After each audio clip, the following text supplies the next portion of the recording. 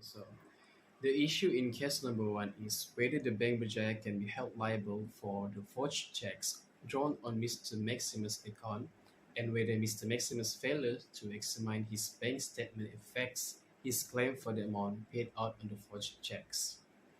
So basically, the bank has a duty to exercise reasonable care in verifying the authenticity of the checks it processes. If the bank honors forged checks, it may be held liable for the amount paid out on these checks.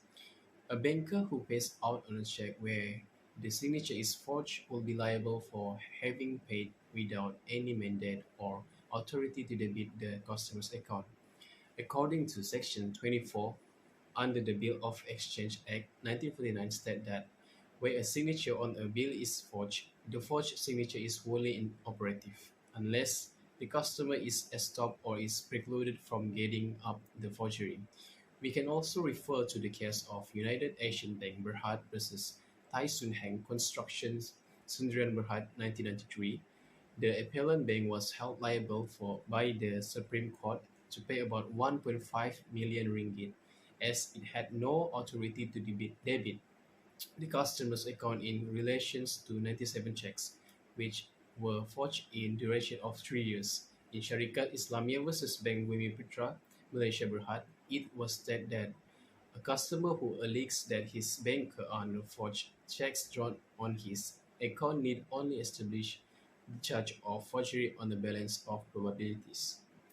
This could be applied that Ms. Noti, an unauthorized signature, forged several checks drawn on Bank Berjaya, and the bank honored these checks. Therefore, Bank Berjaya can be held liable for the amount paid out on the forged, as it failed to exercise reasonable care in verifying their authenticity. The extent of Mr. Maximus' duty is to prevent forgeries depends on the circumstances.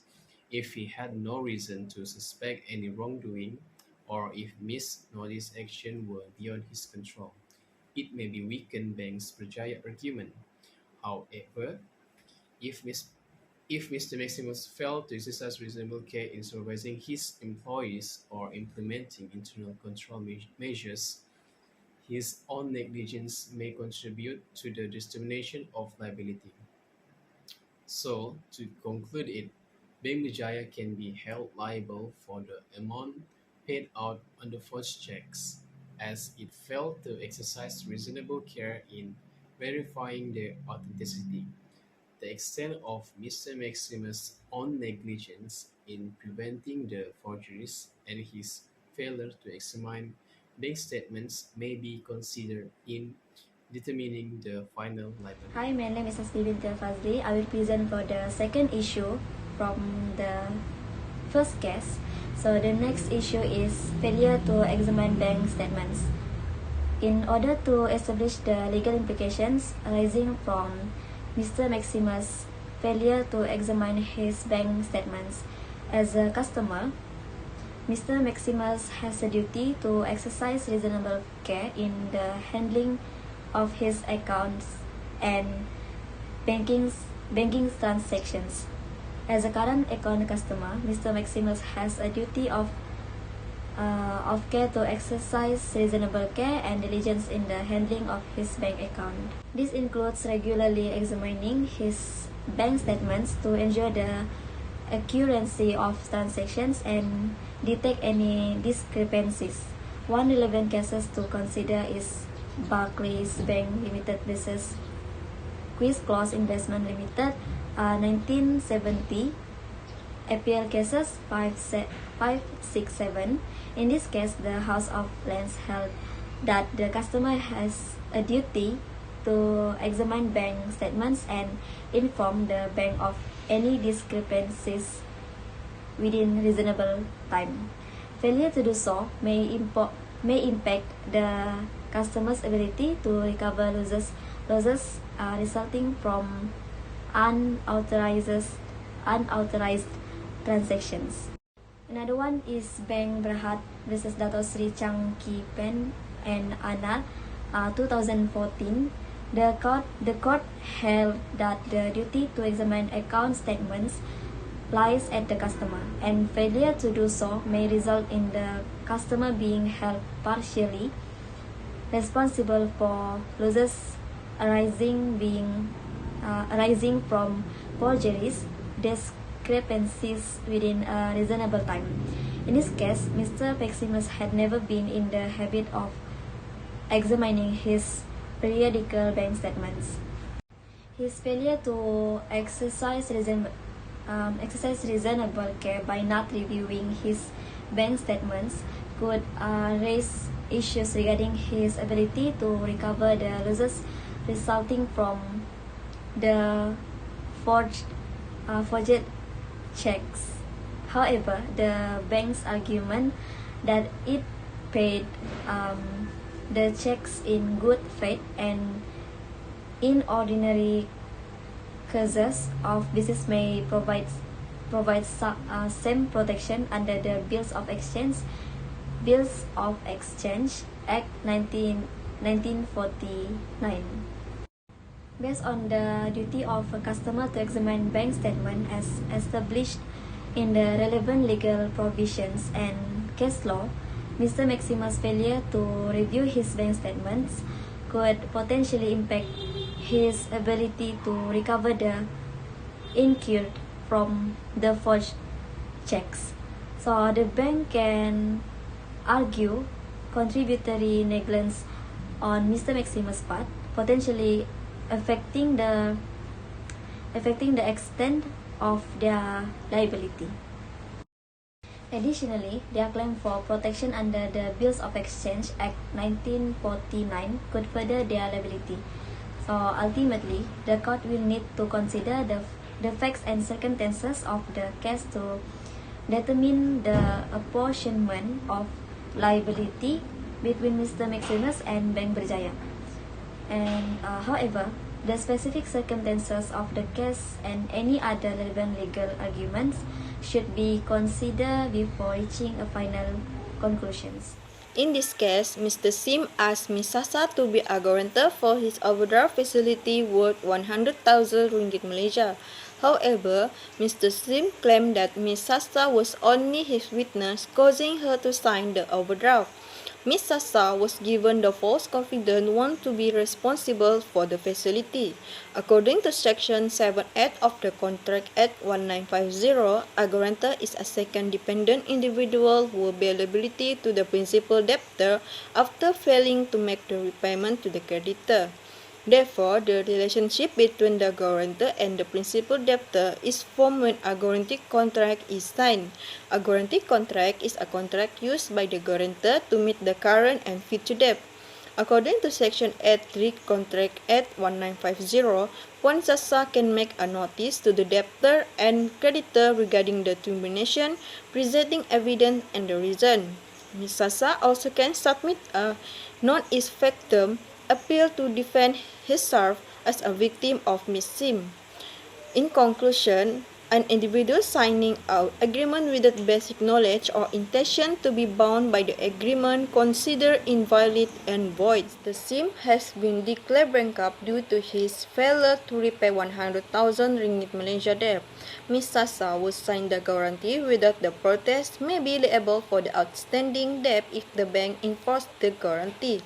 According to Section 8(1) Contract Act 1950 state that guarantor and debtor liability is coexistent unless that the guarantee contract. Guarantor must present strong evidence of fraud or misrepresentation to protect themselves. Ms. Sasa need to make a payment against Mr. Sim debt after signing a guarantee contract. However, Ms. Sasa can still save herself if she make a notice of termination of the guarantee. In conclusion, this matter is very complicated involving individuals who should not be involved in this matter. Therefore, all parties should not make any act of signing a document without any research in more detail. Assalamualaikum and greetings. My name is Haslia binti Rincing. My metric number BB30803. Next, the issue in this case is Miss Yaya refusal to sign. Miss Yaya initially agreed to be guarantor but changed her mind and refused to sign in the guarantee document. The relevant rule in this scenario is that all indeed guarantor must provide the consent of signature for guarantee to be valid and enforceable. Under Section 10 Contract Act 1950, all agreements are contract if they are made by the free consent of party competent to contract for a lawful consideration and with a lawful object and are not hereby expressly declared to be void. In this case, Bank Berjaya proposed for Madam Sasa and Miss Yaya to be guarantor by providing them with a guarantee document. For the guarantee to be valid, both Madam Sasa and Miss Yaya must accept the proposal by signing the document or providing their consents in a manner recognized by law. This principle of consensus ad idem, which means a meeting of minds or mutual agreement, is crucial in contract formation. If Miss Yaya initially agreed to be a guarantor but later changed her mind and refused to sign the document, it rests up about her consent to be bound by the guarantee. Madam Sasa's signature alone may not be sufficient to fulfill the requirement of mutual agreement between the bank and all intended guarantor. In conclusion, these terms and conditions may outline the requirement for valid guarantee, including whether all intended guarantor signature are mandatory or if Madam Sasa's signature alone is sufficient. If the terms explicitly state that the signature of both guarantor is required, then Miss Yaya refusal to sign may render the guarantee invalid. Lastly, the issue in this case is Madam Sasa is illiterate and Mr. Sim allegedly took her she was signing as a witness rather than a guarantor. It is essential to examine whether Madam Sasa illiteracy could affect the enforceability of her signature as a guarantor. This may involve considering her ability to understand the nature and consequences of signing the document and whether the bank took reasonable steps to ensure she was aware of her role as a guarantor. The relevant rule that applies in this scenario is the principle of capacity to contract under Section 11 Contract Act 1950. This section states that every person is competent to contract who is of the age of majority according to the law to which he is subject and who is of sound mind and is not disqualified from contracting by any law to which he is subject. In this case, Madam Sasa needs to be literate, which raises concern about her ability to understand the nature and consequences of signing the document as a guarantor. Literacy alone does not necessarily invalidate a person's ability to enter a contract as a guarantor. However, it may affect the understanding of the terms and obligations involved. Examining Madam Sasa's knowledge of the paper's content and the ramification of her guarantorship is crucial to determining her signature enforceability. Given her literacy, the question is whether Madam Sasa was adequately informed about the nature and consequences of signing the document. Furthermore, the bank role and responsibility should be evaluated.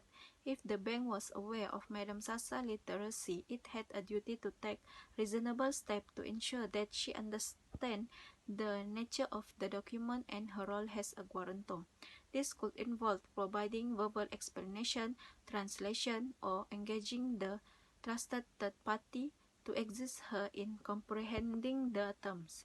In conclusion, the enforceability of Madam Sasa's signature as a guarantor would depend on whether she had the mental capacity to understand the guarantee document and freely consented to be a guarantor without being forced under undue influence, fraud, misrepresentation, or mistake. That's all from me. Thank you.